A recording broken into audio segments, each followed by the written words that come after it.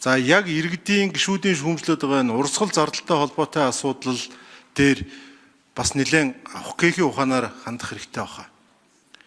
Энэ сайд нар та нар сангийн яам руу саналаа явуулахдаа энэ урсгал зардал бүх юмнуудаа явуулчаад тэгээ тэрнгээр нь орж ирсэн төсвөө манай дээр урсгал зардал ингээд нэмэгдэж байгаамаа гэд хэлэх хэрэгтэй байхгүй юу?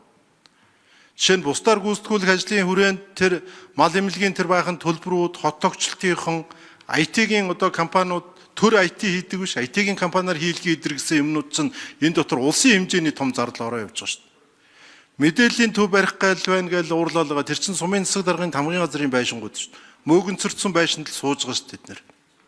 Их хурлын гишүүд болохоор өөрөө тасалгаагаа том жижиг гэж голоод байдаг хэрнээ тэр суман дээр төрийн алба хийж байгаа хүмүүс ягаад эрүүл мэндийн шаардлага хангасан юм сууж болтгүй.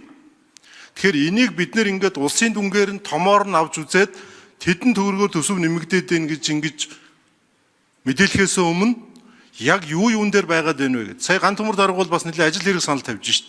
Зүгээр том тоо яриад шүүмжлээд байхаас илүүтэйгээр төсвөө танах саналаа гаргаж ирээч гэж ингэж хэлээд байгаа нь би бол бараг энэ төсвийн бидний тойрч хэрэлдээд байгаа юмны гол агуулгач байж магадгүй.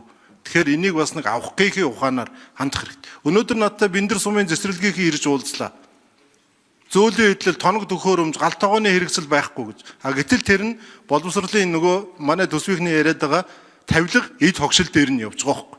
Улсын хэмжээний энэ бүх юмнууд чинь явж байгаа энэ төсөв чинь том зургаараа л тэгж харагдаад байгаа юм да. Тэгэхээр энэ дотор харин тэр томилтын зардал юмнуудыг ингэж өсгснийг бол би бас сайн ойлгож өгөхгүй л байна. Гадаад томилт юмнуудыг.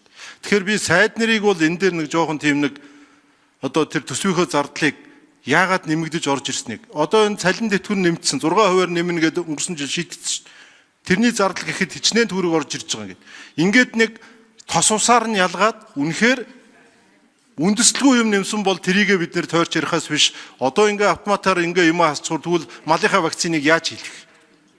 Тэр хүний эрх ярьж байна. Цагдаагийн мөрдөн байцаалтын өрөөнд Ауди бичлэг хийдэг тэрийг хувийн компаниар хийлгэнэ гэж энэ туссан юм билж шүү дээ. Ингээд нэг жоохон ялгаж салгаж ингэхгүй бол төсвөө ингээ ярьсан хүн хэмний гэсэн хүн мундаг, энийг ингээ батлыг гэсэн хүн дайсан юм шиг ингэж ингээд попордог байж болохгүй.